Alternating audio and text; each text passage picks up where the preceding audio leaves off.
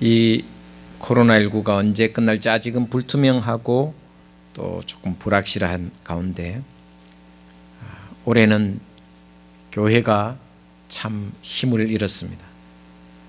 예배도 온라인으로, 또 함께 대면해서 식사하는 자리를 만들지도 못하고 너무나 안타까운 일들이 계속 이어져 왔습니다. 그러면서 부활절, 또 맥주감사절, 그리고 사순절 기간에도 한 번도 성찬식을 하지 못했습니다. 그러다가 벌써 추수감사주일도 지났습니다. 곧 대림절, 예수님을 기다리는, 예수님의 임재를 다시 기다리는 대림절이 11월 마지막 주부터 시작이 됩니다. 그러면 성탄절이 얼마 남지 않게 되어 있습니다. 그래서 고민 끝에 힘들지만 예수님의 보혈, 또 예수님의 살인, 성찬식을 반드시 한 번은 해야 되겠다 해서 오늘 말씀을 나누고 곧바로 주님의 피와 주님의 살인 성찬식을 거행하고자 합니다. 철저하게 준비했고 실제적으로는 비닐 장갑까지 다 준비 여러분 다 해서 하려고 생각했습니다만은 그렇게는 하지 않고, 그리고 전병으로, 캐톨릭에서 하는 전병으로 떡을 대신하고 포도주도 철저하게 관리해서 여러분과 같이 성찬식을 나누고자 합니다. 더 경건한 마음으로, 또 오늘 이 성찬에 임하는 마음이 정말 내가 주님이 아니고서는, 주님이 함께 하지 않고는 내가 살 수 없다라는 고백으로 성찬에 임했으면 좋겠다라는 생각을 합니다. 오늘 갈라디아서 6장 17절 18절 말씀을 가지고 스티그마라는 제목을 잡았습니다. 본 말씀 17절을 같이 한번 읽겠습니다. 17절입니다. 시작. 이후로는 누구든지 나를 괴롭게 하지 말라. 내가 내 몸에 예수의 흔적을 지니고 있노라. 바울은 사람들이 끊임없이 힘들게 했습니다. 사도권을 의심했으며, 저는 그런 힘이 있으나 설교는 너무 말에 힘이 없다라고 조롱했으며, 그는 예수님의 직접 제자가 아니기 때문에 그의 목회자의 목사의 직분을 인정할 수 없다라는 수많은 사람들이 끊임없이 힘들게 했습니다. 거기다가 유대인들은 그를 잡아 죽이려고 특공대까지 만들었습니다. 그래서 그들은 맹렬한 훈련을 통하여 바울을 죽이고자 작정한 사람들까지 있었습니다. 교회도 점점, 바울이 개척한 교회조차도 점점 바울의 사도성을 의심하기 시작했습니다. 그래서 많은 사람들이 바울을 괴롭게 하였고 힘들게 하고 지치게 했습니다. 어떻게 보면 오늘 우리와 비슷합니다. 사람들이 끊임없이 교회에 대해서 이야기를 하고, 교회에 대해서 말을 하고, 또 교회가 라는 이야기를 계속하고 있습니다. 그런 가운데 바울이 사람들이 괴롭게 하고 힘들게 하고 지치게 하는 가운데 오늘 본 말씀에 이렇게 갈라디아서 마지막 절에 6장 마지막 절에 17절에 이렇게 고백하고 있습니다. 내가 내 몸에 예수의 흔적을 지니고 있노라. 바울은 스스로 자기 몸에 예수님의 흔적이 있다고 고백하고 있습니다. 이 흔적이라는 단어, 이 흔적이라는 단어가 바로 스티그마라. 우리 아이들이 잘 쓰는 스티커가 여기에서 나왔습니다. 그리고 우리가 불법 주차하면 스티커를 붙이죠. 불법 주차했습니다. 그리고 요즘은 견인을 하지는 많이 하지 않습니다만은 스티커를 붙인 흔적을 남긴다라는, 흔적을 남긴다라는. 원래 이 스티그마가 어디에서 나왔냐 하면 양, 소, 짐승의 주인이 있으면 그 짐승의 인두 같은 것을 불에 달구어서 이 양은 주인이 신경이 거다, 저 소는 누구 거다 라는 주인의 표시를 하기 위해서 화인을 찍어서 낙인을 찍어서 결국 그것으로 소유를 표시하는 내용이 바로 스티그마입니다. 그런데 이 로마 시대에는 짐승에게만, 가축에게만 한 것이 아니라 노예로 잡혀오면, 전쟁에 져서 노예로 잡혀오거나 종이 되면 그 집에, 그 귀족의 종의 표시로 스티그마를 찍었습니다. 아주 심하게는 이마에도 스티그마를 찍었습니다. 많은 노예들은 어깨에 찍었지만 이 사람은 평생, 아니 대대로 노예가 된 중죄인처럼 끌려오면 이마에 스티그마를 찍습니다. 여러분 생각해 보십시오. 여기에 인두로 지져 있으면 저 사람은 어느 귀족의 집에 노예라는 사실을 가르쳐 주기 때문에 엄청난 고통이 매일매일 따라오는 거죠. 나는 누구누구의 노예다라는 것을 이마에 찍혀 있으니, 어깨에 찍으면 가릴 수는 있는데 이마에 찍어버리면 그야말로 평생 죽는 날까지 사라지지 않는 인두가 되는 거예요. 그것을 스티그마라고 했습니다. 17세기에 미국에서는 간통죄나 성폭행죄를 저지르면 가슴에 주홍 글씨를 찍었습니다. 우리가 잘 아는 나다니엘 호손의 주홍 글씨라는 소설이 바로 그 소설을 그런 배경으로 쓰여진 소설입니다. 지금 우리 시대에 전자발찌가 바로 그런 스티그마입니다. 현대판 스티그마가 바로 전자발찌가 될 수 있습니다. 성범죄자들에게 전자발찌를 채우는 것이 바로 스티그마입니다. 그러면 바울이 자기 몸에 지니고 있다고 한 이 예수 그리스도의 스티그마는 무엇을 뜻하기 때문에 이 말을 했을까? 바울이 사람들에게 전달하고자 하는 의미가 무엇이었을까? 여러분, 바울은 지금 끊임없는 고통을 겪고 있었습니다. 사람들이 욕하고, 너는 예수님의 제자가 아니야, 목사가 아니야, 너의 말은 힘이 없어, 끊임없이 괴롭게 하는 사람들에게 당당하게 외치는 말이 바로 이것입니다. 나를 괴롭게 하지 마라, 나를 힘들게 하지 마라, 나는 내 몸에 예수 그리스도의 스티그마가 흔적이 있노라 라고 당당하게 이야기를 합니다. 이것은 바로 소유가, 나의 주인은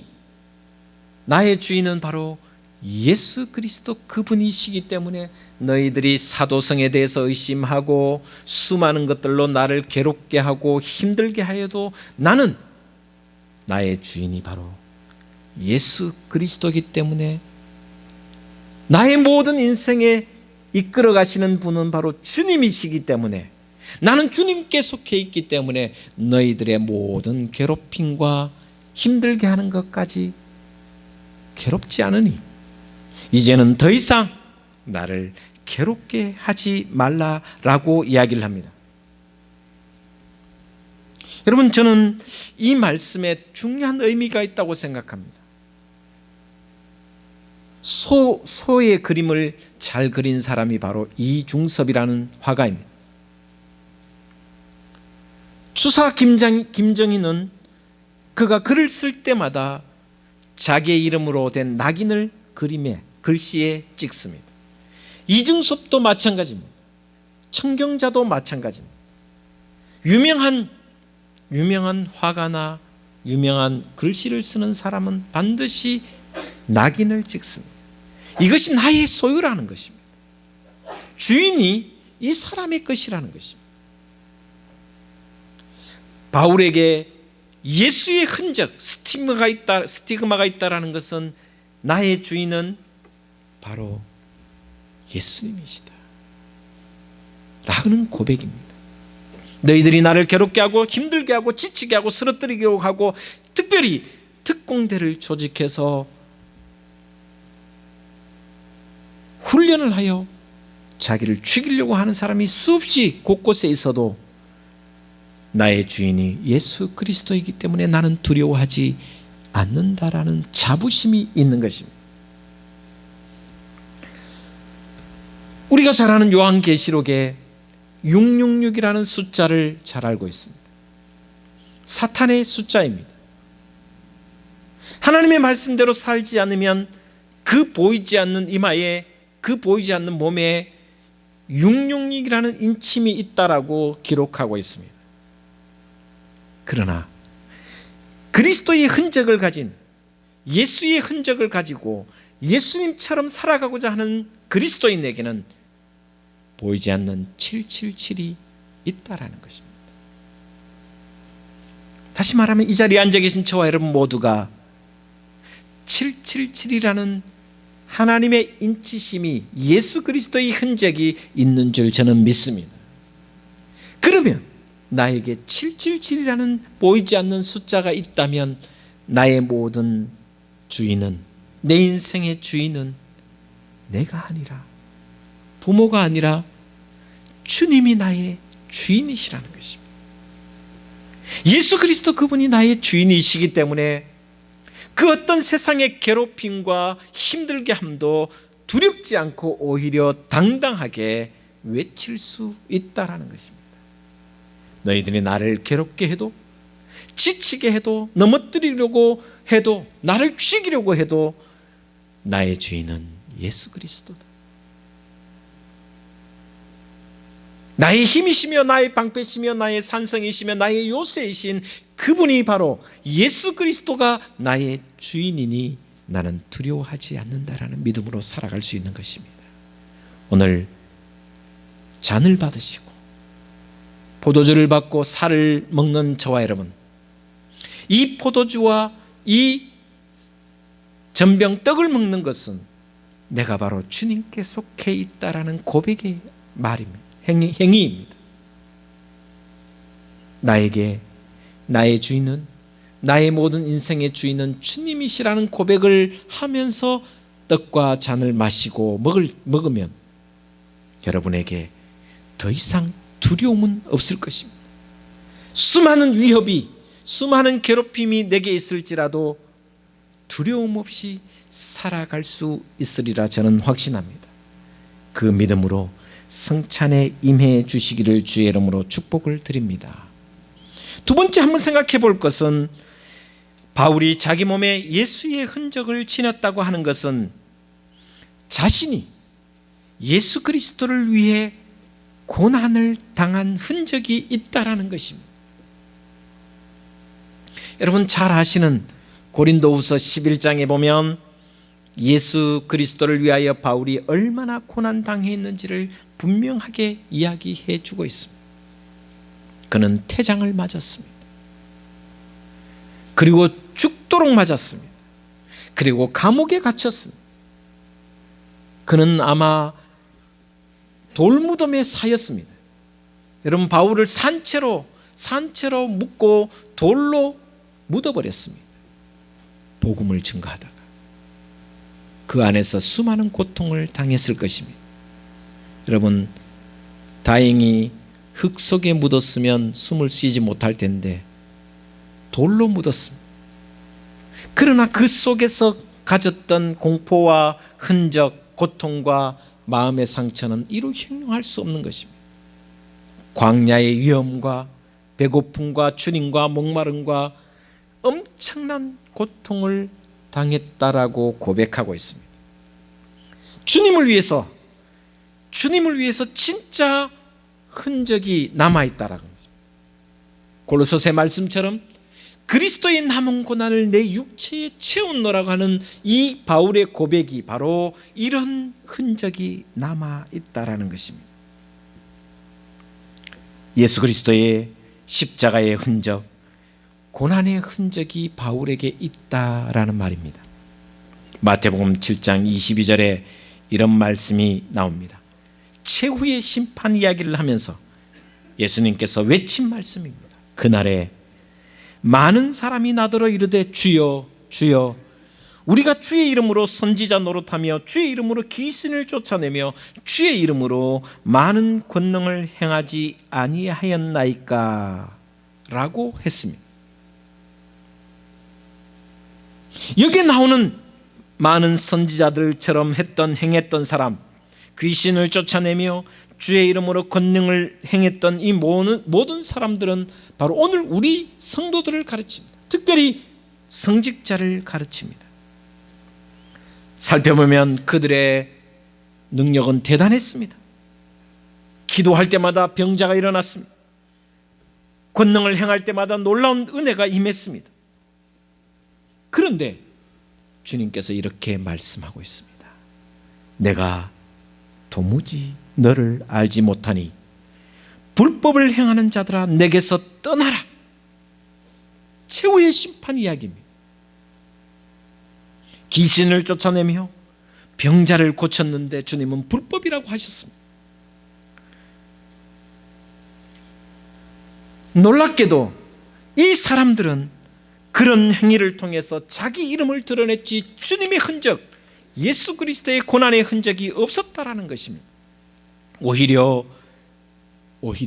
자기 배를 불렸다고 이야기해 주고 있습니다.